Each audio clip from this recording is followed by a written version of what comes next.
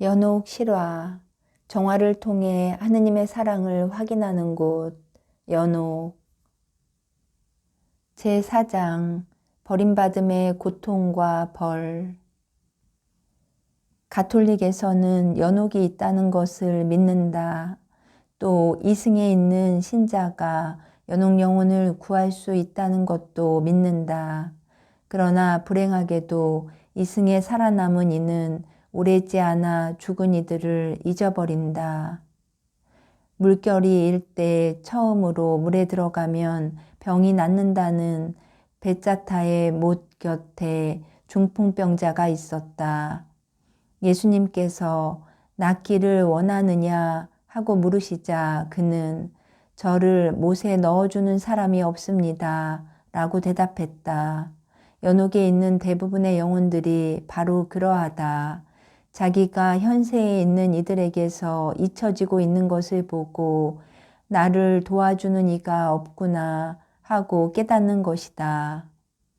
연옥에는 감각의 혹독한 벌과 실각의 무서운 벌만이 있는 것이 아니라 버림받음이란 벌도 있는 것이다. 죽은 이는 점점 잊혀진다. 사랑하는 이를 잃은 고통의 기억은 시간이 흐르면서 희미해진다. 모든 성인의 통공이라는 교회의 진리도 잊어버린 듯 죽은 이에 대해 걱정하지 않는다. 준주성범의 저자가 사람의 눈에서 떠나갈 때에는 생각에서도 또한 떠나간다 라고 한 것은 지나친 말이 아니다. 비석이 싸늘한 시체를 누르듯이 망각은 죽은 이에 대한 생각을 누른다 라고 한 어느 철학자의 말은 옳다.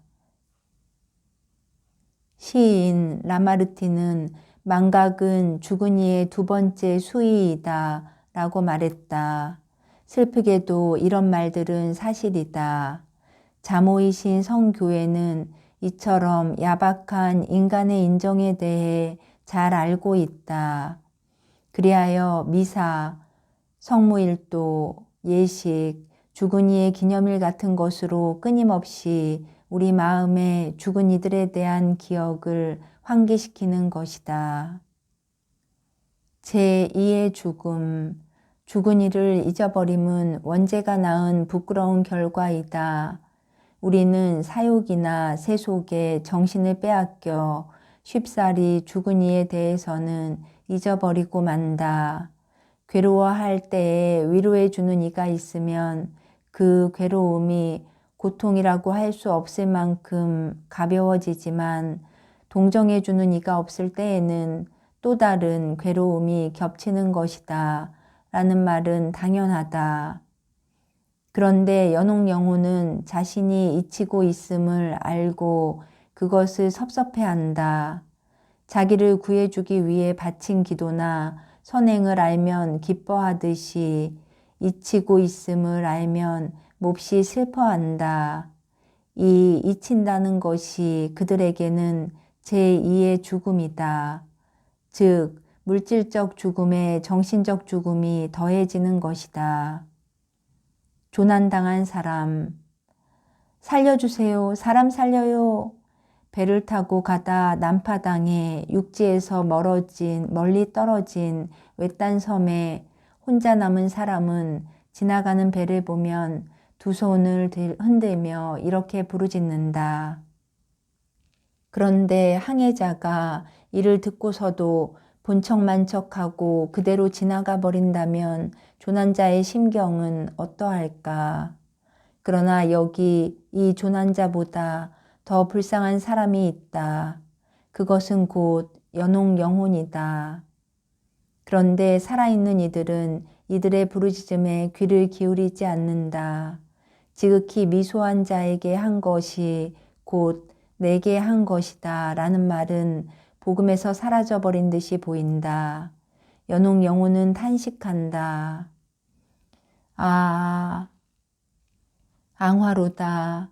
우리는 살아있는 이들로부터 버림받았다. 육체적으로도 정신적으로도 형제들의 마음에서도 죽어 있다. 혈연, 죽은 이가 이승을 떠나고 몇 주일 후에 하느님께 허락을 구해 그가 생전 살았던 집으로 돌아가 본다면 어떨까? 가족들의 기나긴 대화 중에 자신의 이름은 단 한 번도 나오지 않는다.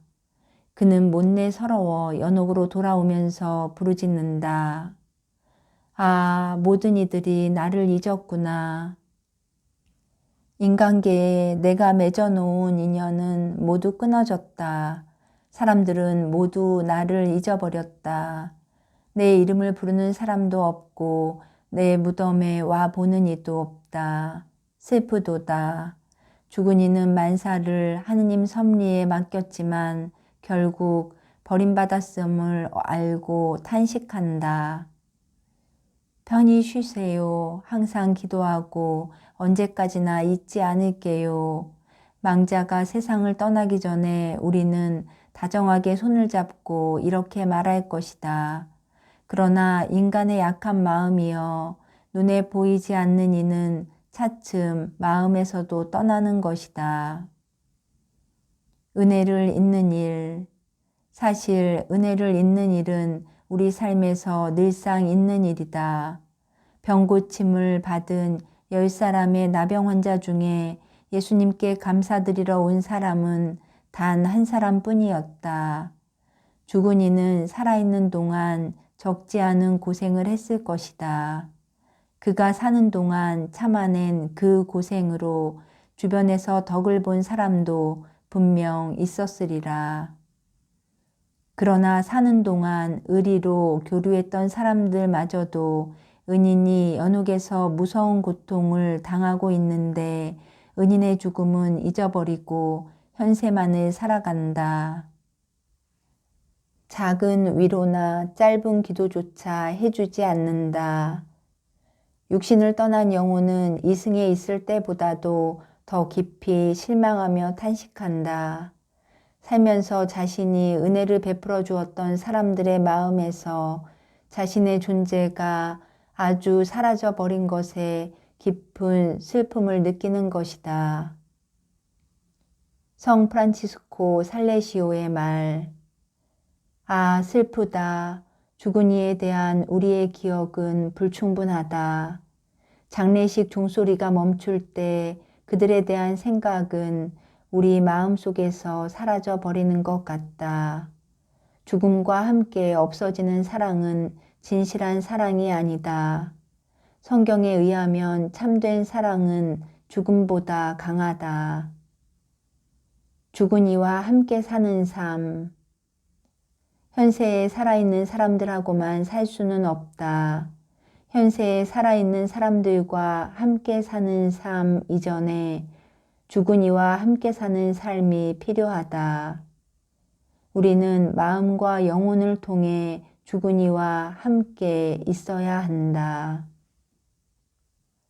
일시적으로가 아니라 한평생 끊임없이 죽은 이를 기억해야 한다. 또 그저 죽은 이를 기억하는 것만으로는 아무 소용도 없다. 선행, 기도, 애긍, 은사, 영성체, 미사 등으로 그들을 위로해야 한다. 그렇게 할 때 우리는 비로소 죽은 이의 진실한 형제가 된다. 그렇게 하면 그리스도께서 하신 내 아버지께 복을 받은 이들아 와서 세상 창조 때부터 너희를 위하여 준비된 나라를 차지하여라 라는 말씀이 아름다운 노래처럼 우리 귀에 울릴 때가 올 것이다. 제5장 연옥에 대한 4가지 흥미로운 문제. 들어가는 사람, 장소, 시간, 고통의 등급. 신학에 등장하는 많은 주제들이 인간의 지혜가 얕음을 증명한다. 그중 하나가 연옥이라는 주제이다. 우리는 연옥에 대해 똑똑히 다 알 수는 없다. 연옥에 대해 이미 알려져 있는 내용만 잘 지켜도 우리의 사랑과 분발심을 키워 나갈 수 있다. 그러면 신덕은 우리의 시야를 넓혀주어 죄의 성질과 근원을 깨닫게 할 것이다.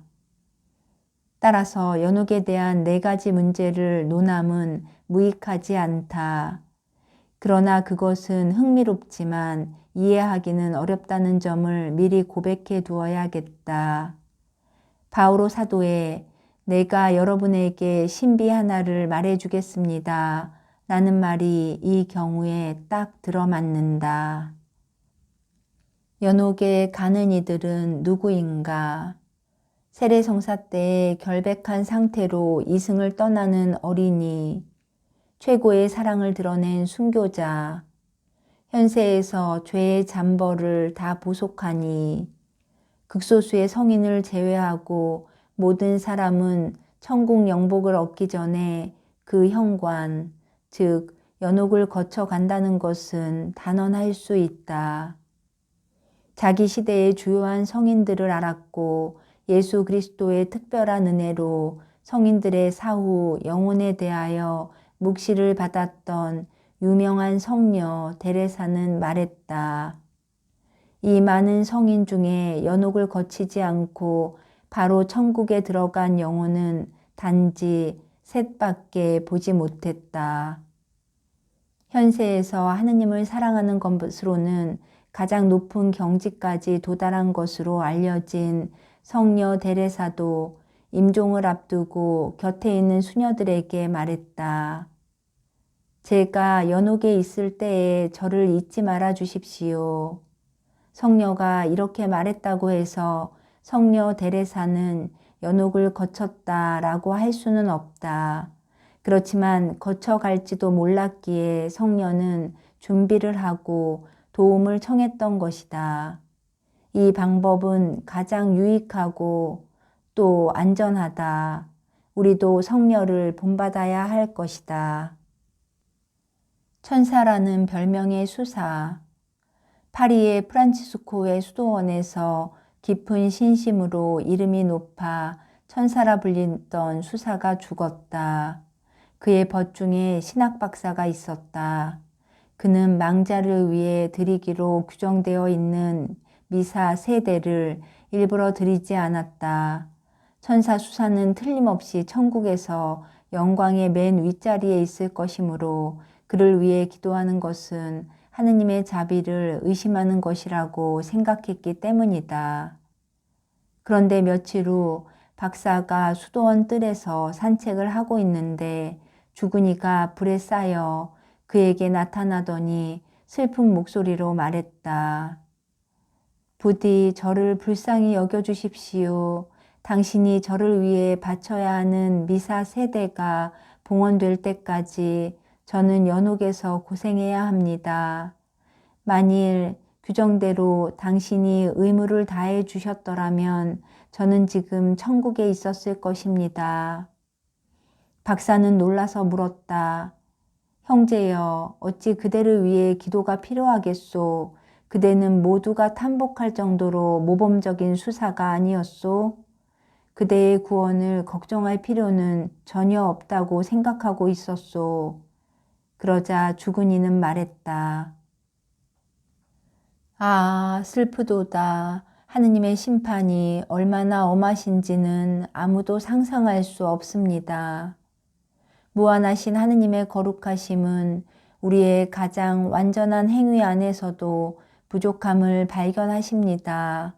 하느님 대전에서는 천사까지도 불완전합니다. 그런데 어찌 우리 인간이 부족함이 없을 수 있겠습니까? 고행의 도구.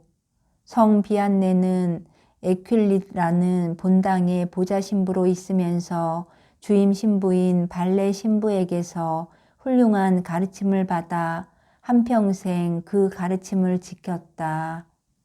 임종 때가 되자 주임 신부는 베개 밑에서 고행의 도구, 채찍, 쇠사슬, 낡은 옷 따위를 비안네에게 내주면서 말했다.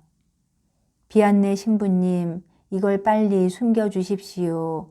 내가 죽은 후에 발견된다면 사람들은 내가 벌써 죄 보속을 다한 줄로 알 테고 그러면 나는 세상 끝날까지 연옥에서 고생해야 할 테니까요.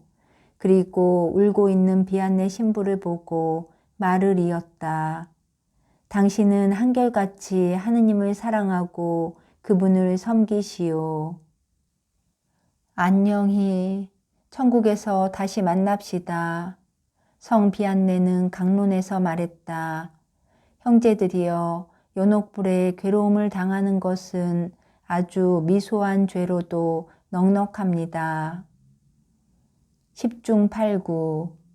독자 여러분, 이런 까닭에 당신도 10중 8구는 연옥을 거칠 것입니다. 라고 단언하는 것이 여러분에게 신뢰가 되지 않을 것이라고 생각한다. 또 그건 아주 알기 쉬운 일이다. 생각해보라. 천국에 들어가는 이는 하느님의 공의를 완전히 만족시킨 청정, 결백한 사람이어야 한다. 하지만 이런 상태로 이승을 떠나는 사람은 아주 드물다. 우선 완전한 통회, 아니 불완전한 통회가 될지언정 고해성사를 통해 대죄의 영원한 벌이 없어졌다고 가정하자. 그래도 나머지 잠벌은 이승에서 보속을 다할 겨를이 없으니 연옥에 가서 해야 한다. 대부분 소죄를 지니고 죽게 되며 소죄의 사함은 받았다고 해도 조그마한 보속도 남지 않을 만한 사람은 극히 드물기 때문에 대부분의 사람은 연옥에서 자기 영혼을 정화해야 한다. 성녀 비탈리나는 모범적 여인이었다. 성녀의 높은 명성을 전해 듣고 투르시의 주교인 성 그레고리오는 그 무덤을 참배했다. 주교는 그때의 경험을 다음과 같이 이야기했다. 나는 먼저 성녀께 인사하고 하느님께 기도드린 후 무덤 속에서 내 강복을 청하는 소리를 듣고 그에 따랐다. 그러고 나서 당신은 천상 행복을 누리고 있습니까? 하고 물으니 무덤 속에서 슬픈 목소리로 살아있을 때에 범한 소죄 하나 때문에 아직 누리지 못합니다. 라는 대답이 들려왔다.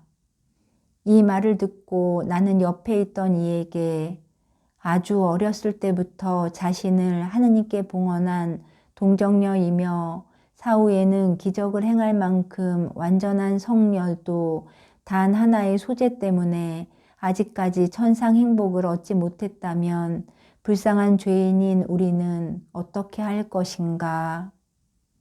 라고 말했다. 유명한 예수회의 신부 라 콜롱비에르는 자신의 장례식 날까지 연옥에 있었다. 예수 그리스도께서는 이 일을 친히 성녀 마르가리타 마리아에게 알려주시며 이 사제는 착한 종이라고 말씀하셨다. 이런 예들만 보아도 천사들에게서도 더러움을 보시는 하느님께 인간의 더러움이 안 보일 리가 없는 것이다. 여기서 흥미있는 문제가 절로 머리에 떠오른다. 즉, 어린이는 연옥에 가는가 하는 문제이다. 어린이의 영혼. 어린이도 잘못임을 알면서 불순명, 욕심, 게으름 따위의 소재를 범한다. 또 아이들은 자신이 소재를 지었다는 것을 잘 모르기 때문에 그 보속도 고스란히 남아있다. 따라서 만일 그대로 죽는다면 연옥에서 그 보속을 다 해야 한다. 195년 아프리카 카르타고에서 태어난 디노크라테스는 뺨에 생긴 흉한 혹 때문에 7살에 죽었다. 그의 누이 페르페투아는 신자였는데 우상 숭배를 하지 않았다는 이유로 옥에 갇혔다. 옥에 갇혀 기도를 하던 중 페르페투아는 필요할지 어떨지는 몰랐지만 동생의 영혼을 위해서 기도했다.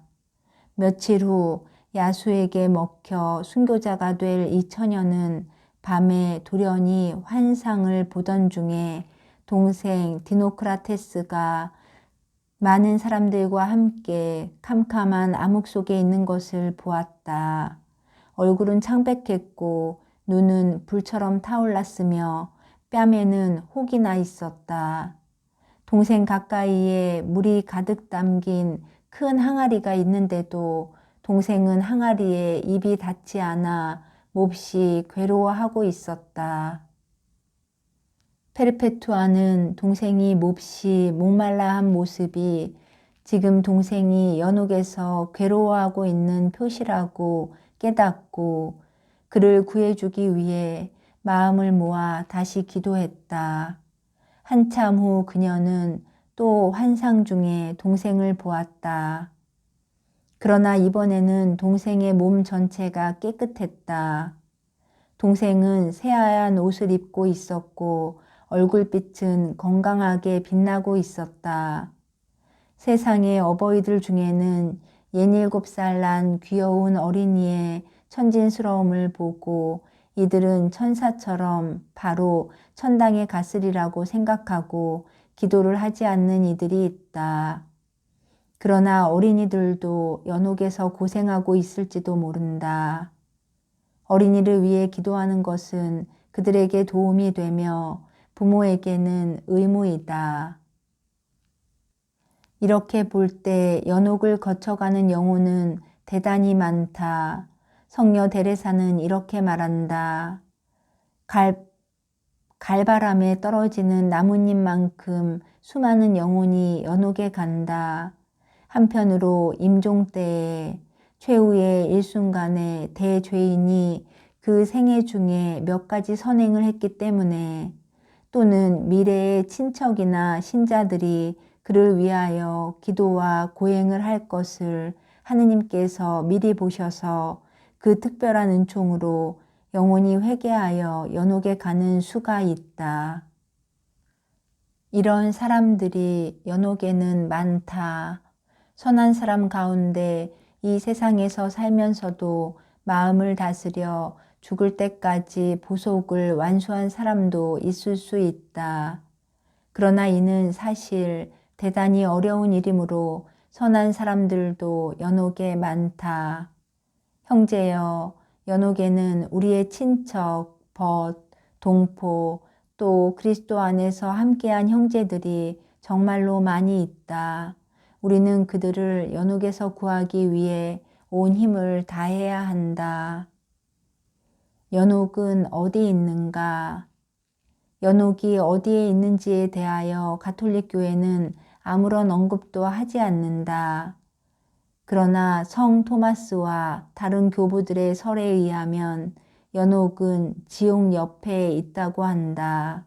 성경과 교회 예식은 이 설을 허용하는 것 같다. 그러나 성 대그레고리오나 성 토마스에 의하면 어떤 영혼은 하느님을 뵙지 못하고 불 옷에 감싸여 이승에서 연옥을 치른다.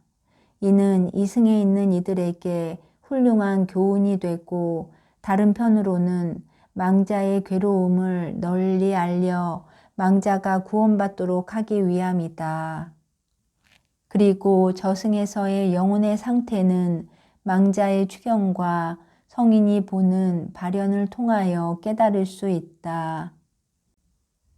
성 말라키아의 여동생 성 베르나르도는 성 말라키아의 생애에서 아래의 일화를 이야기하고 있다. 어느 날 말라키아 주교는 얼마 전에 죽은 여동생을 보았다. 그녀는 묘지에서 연옥벌을 받고 있었다. 허영심 때문에, 특히 머리와 몸치장이 지나쳤기 때문에 제 시체가 놓인 무덤에서 살면서 자기 육신의 부패를 바라보아야 하는 벌을 받고 있었다. 그래서 말라키아 주교는 30일을 계속해서 여동생을 위해 미사를 드렸다. 그렇게 한 뒤에도 또 여동생이 보였다. 이번에는 성당 입구에서 보속을 하고 있었다. 그것은 아마 성당에서 불경스러웠고 또 제 몸치장으로 신자들의 주의를 끌려고 애썼기 때문이리라. 여동생은 검은 수건에 쌓여 심한 괴로움을 겪고 있었다. 주교는 또 30일 동안 여동생을 위하여 미사를 바쳤다. 그러자 이번에는 그녀가 성당 안쪽 성소에 나타났는데 얼굴은 안온하게 빛나고 흰 옷을 입고 있었다. 두 수녀, 트라피스트 외에 어느 수도원에 자매처럼 사이가 좋은 수녀가 있었는데 두 사람 다 덕을 갖추고 있었다. 성당에서도 둘은 항상 나란히 앉았는데 그중 한 사람인 제르트루다는 가끔 침묵을 깨뜨려 제 동무 마르가리타에게도 같은 과오를 범하게 했다. 그 후 제르트루다 수녀는 죽어 수도원 성당에 묻혔다. 그런데 밤기도 때가 되면 동무 옆에 나타나서 노래를 부르다가 기도가 끝나면 제단 앞으로 가서 엎드리고는 사라졌다. 동료들은 너무나 놀라서 이를 원장 수녀에게 알렸다. 그랬더니 원장 수녀는 이것이 홀림수나 마귀의 장난일지도 모르니 만일 또 나타나거든 수도원 인사인 하느님 감사합니다를 해보라고 명했다. 이튿날 같은 시간이 되자 죽은 제르트루다 수녀가 또 나타났다. 마르가르타가 인사말을 하자 그녀도 하느님 감사합니다 하고 대답했다. 이에 용기를 얻어 마르가리타는 물었다. 당신은 어디서 오셨습니까? 또 무엇을 원하십니까? 죽은 이는 대답했다. 당신과 함께 죄를 지은 이곳에 하느님의 공의를 배상하러 왔습니다. 아, 무서운 불의 고통, 이루 말할 수 없는 혀의 괴로움. 그 후로 그녀를 위해 기도와 크나큰 희생이 바쳐졌다. 그랬더니 제르트루다는 자신이 연옥에서 구원되었다고 알려주었다. 온천장의 하인 대그레고리오 교황은 문답이라는 책에서 다음과 같은 이야기를 하고 있다. 아직 성직자가 되기 전이었던 청년 시절 어떤 노인한테서 로마의 부제인 파스카스가 성인이라는 소문을 들었다. 그러나 교황 선거에 관해 문제가 발생했을 때 파스카스는 잘못된 이들의 편이 되었고 얼마 안 되어 죽었다. 그런데 장례식 날 어떤 병자가 그의 수의를 만지고는 곧 병이 나았기에 모두 그가 천국에 올라갔을 거라고 생각했다. 얼마 후 카푸아시의 제르만 주교가 의사의 말에 따라 아브루치의 온천에 갔다. 그런데 그 온천장에서 제일 천한 일을 하고 있는 이가 바로 그 파스카스 부제였다. 놀란 주교에게 파스카스가 말했다. 저는 잘못된 이들의 편에 섰기 때문에 이 온천에서 보속을 해야 합니다. 부디 저를 위해 기도해 주십시오. 당신이 여기서 제 모습을 찾아볼 수 없게 됐을 때는 주님께서 당신의 기도를 들어주신 것으로 생각해 주십시오. 제르만 주교는 파스카스를 위하여 열심히 기도했고 며칠 후 그를 몹시 찾았으나 이미 보이지 않았다. 성 베드로 다미아노도 비슷한 경험에 대해 이야기한 바 있다. 성 세베리노는 강물 속에서 연옥 보속을 했다. 기이한 간호원 1629년 프랑스의 프랑슈 콩테 주 돌르시에서 어떤 연옥 영혼이 병에 걸린 부인에게 나타나서 40일 동안을 하루에 2번씩 빠지지 않고 찾아와 충실한 종이 주인을 섬기듯 여러 가지로 시중을 들었다. 병자는 너무나 고마워서 물었다. 당신은 누구십니까? 얘야, 나는 17년 전에 내게 적은 재산이나마 남기고 죽은 레오나르도 백모란다. 하느님의 자비하심과 또 성모님께 대한 신심의 덕분으로 영혼이 구원받았지. 예수님께서는 내가 40일간 너를 보살피도록 허락해 주셨단다. 만일 내가 성모님께 봉헌된 성당 세 곳을 순례해 준다면 나는 이 40일이 지난 뒤에 연옥에서 구원받을 수 있을 거야. 이 말을 들은 병자는 몹시 놀라 당황했다. 속임수가 아닌가 하는 의심이 들었다. 당신이 어찌 레오나르도 백모님이시겠어요? 백모님께선 신경질이 심하셔서 사람들이 정말 싫어하는 사람이었어요. 그런데 어떻게 이렇게 인내심 많고 친절하고 또 선하실 수가 있나요? 아, 내 말을 들어보아라. 연옥에서 17년이라는 시간을 보내면 인내나 친절 같은 건 몸에 익숙해지지. 그러기엔 넉넉한 시간이란다. 지금 우리는 성스러운 사람이 되어 하느님 뜻을 따르니 악덕이란 것은 가질 수 없어.